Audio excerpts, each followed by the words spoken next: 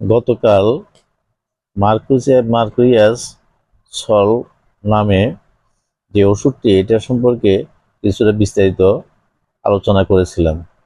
আজকে আরেকটু বিস্তারিত আলোচনা করছি।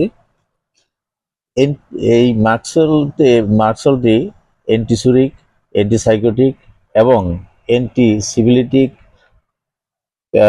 ঔষধ মিউকাস মেমব্রেন, গ্ল্যান্ড, অস্থি ও শরীরস্থ অনেক যন্ত্রের উপরে ইহার ক্রিয়া।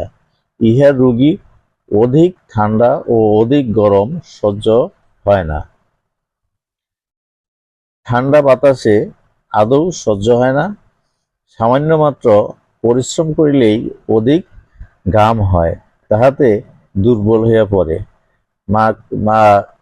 মার্কারির দ্বারা লাল রং কণিকার বিকৃতি, অ্যালবুমিন ও ফাইব্রিক নষ্ট এবং রক্তের চাপ উপাদানকারী শক্তির হ্রাস হয়।